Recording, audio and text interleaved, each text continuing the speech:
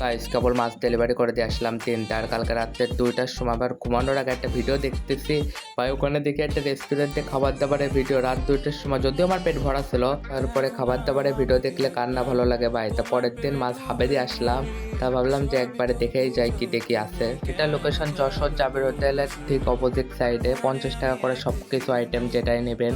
দেরি না করে আমি ওখান থেকে চিকেন শর্মার মিট বক্স নিয়ে আইছি। খেয়ে এখন আমি আমার অনেস্ট রিভিউ দেবো, যেহেতু আমি কোনো ফুড ব্লগার না।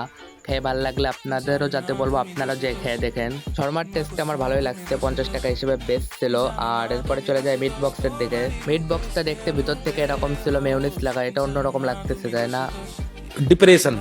আমি এটা প্যাকের উপরে রাখতেছিলাম যাতে কোয়ান্টিটিটা আপনাদের দেখাইতে পারি ভালো করে। পড়তেছে না কেন ভাই?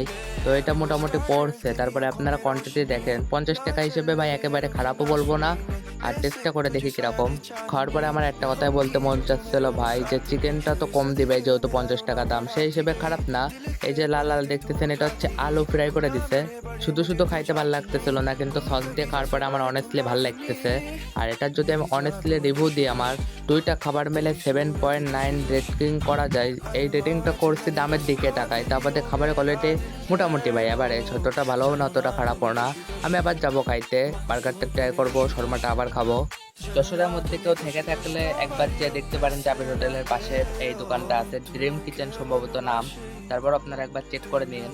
তারা হুটোর মাথায় আমি চামচ নিতে ভুলে গেছি, তখন হাত দিয়ে খাইতে একেবারে যে খারাপ লাগছে বিষয়টা তেমন না।